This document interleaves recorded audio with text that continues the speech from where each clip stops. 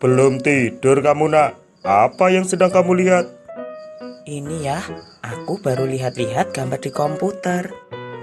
Gambar apa? Coba ayah lihat.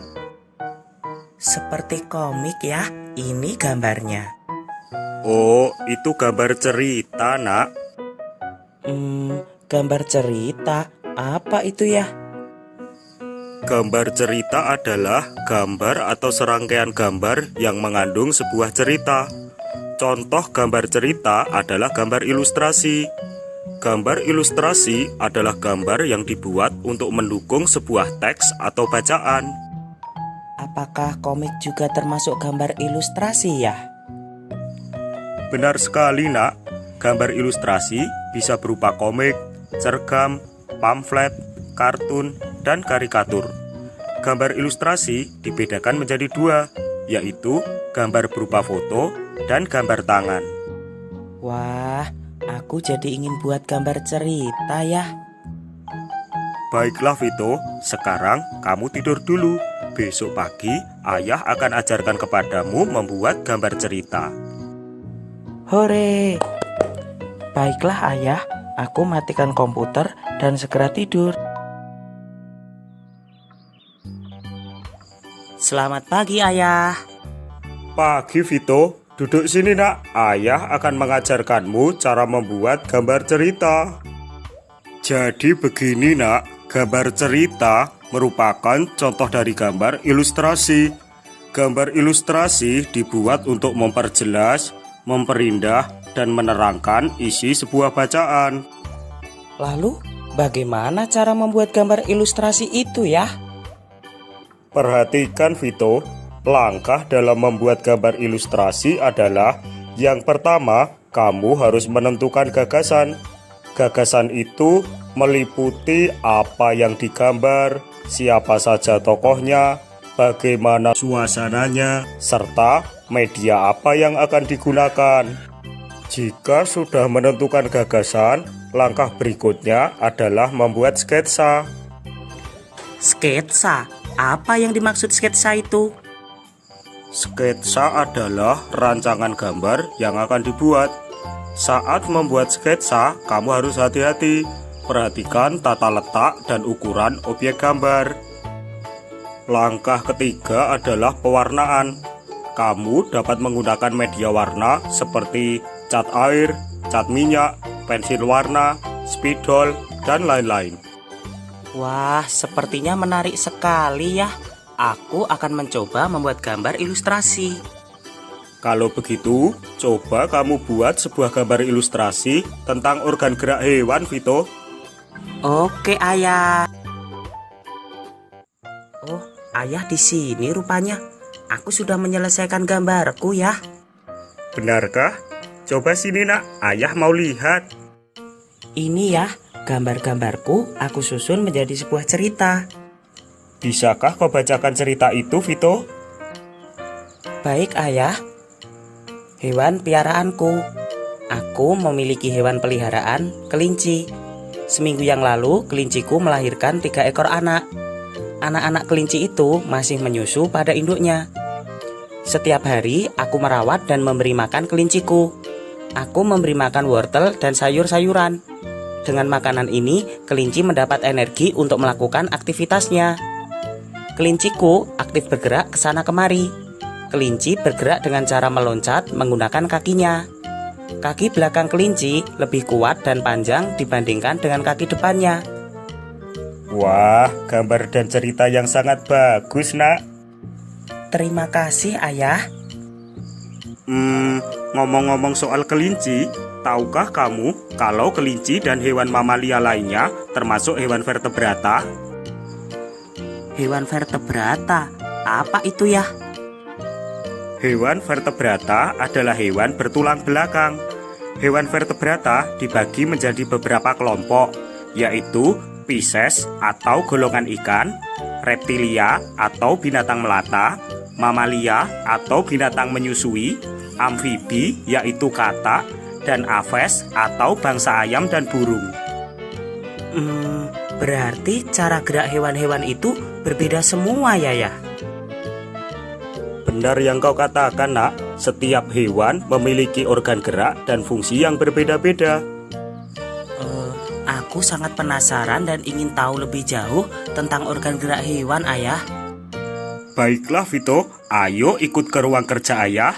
Ayah akan tunjukkan dan jelaskan dengan virtual reality. Yes, ini yang saya tunggu-tunggu, Ayah. Mengapa aku memakai kacamata seperti ini ya? Itu adalah kacamata virtual reality, nak. Dengan teknologi itu, kamu dapat berinteraksi dengan lingkungan di dunia maya yang akan Ayah simulasikan dengan laptop ini. Wah, aku sudah tidak sabar. Ayo ya, kita mulai. Oke. Wah, aku merasa sedang di tengah hutan ya. Benar anakku, apakah kamu melihat hewan di sana? Iya ya, aku melihat kambing yang sedang berjalan. Kambing merupakan hewan mamalia yang memiliki tulang belakang. Tahukah kamu alat gerak kambing dan cara bergeraknya? Iya, aku tahu ya, alat gerak kambing adalah kaki. Kambing bergerak dengan cara berjalan. Nah, sekarang coba sebutkan semua hewan-hewan yang kamu lihat dan jelaskan alat gerak dan cara geraknya. Baiklah, Ayah.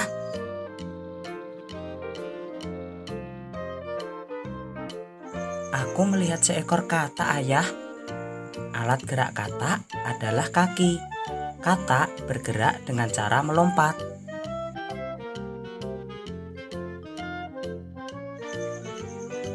Sekarang aku melihat 2 ekor ayam, Ayah. Ayam itu berjalan menggunakan kakinya. Tunggu dulu, Ayah. Aku juga melihat seekor burung. Burung itu tampak mengepak-ngepakkan sayapnya. Alat gerak burung adalah sayap. Burung bergerak dengan cara terbang.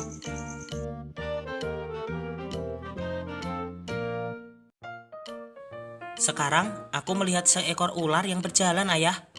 Ular tersebut berjalan menggunakan otot perutnya. Apakah ini yang dikatakan hewan melata, Ayah? Benar sekali, nak. Wah, ada buaya juga.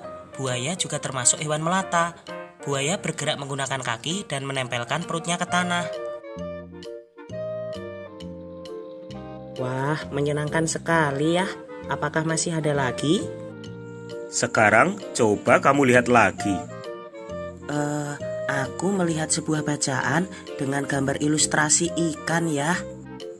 Kamu tentu masih ingat bagaimana cara mencari ide pokok dalam bacaan.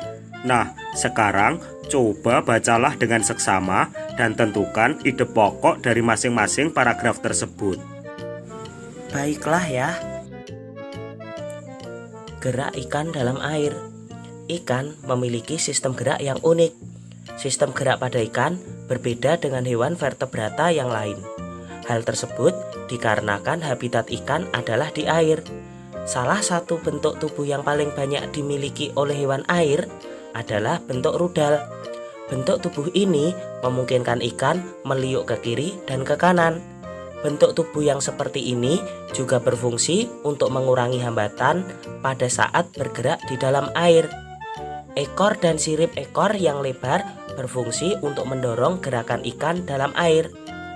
Tahukah kamu, ikan dapat berenang karena memanfaatkan bentuk tubuhnya yang unik. Ikan memiliki gelembung renang dalam tubuhnya yang berguna untuk mengatur gerak naik dan turun. Ikan memiliki susunan otot dan tulang belakang yang fleksibel untuk mendorong gerakan ekornya di dalam air. Sebagian besar ikan menggunakan gerak tubuh ke kanan dan ke kiri bersama dengan sirip ekornya untuk menghasilkan gaya dorong ke depan. Ikan yang bergerak dengan sirip samping dan sirip tengah cocok hidup di terumbu karang. Jenis ikan ini tidak dapat berenang secepat ikan yang menggunakan tubuh dan sirip ekornya. Ide pokok paragraf pertama adalah ikan memiliki sistem gerak yang unik. Sedangkan ide pokok pada paragraf kedua adalah salah satu bentuk tubuh yang paling banyak dimiliki oleh hewan air adalah bentuk rudal. Ide pokok paragraf ketiga adalah Ikan memiliki gelembung renang dalam tubuhnya yang berguna untuk mengatur gerak naik dan turun. Bagus sekali, Vito. Sekarang kamu sudah memahami organ gerak pada hewan vertebrata. Kamu juga sudah bisa menentukan ide pokok dan mengembangkan ide pokok menjadi sebuah paragraf. Selain itu, kamu juga sudah mampu untuk membuat gambar cerita. Ayah sangat bangga padamu, Nak. Terima kasih ya, karena telah banyak mengajarkanku banyak hal.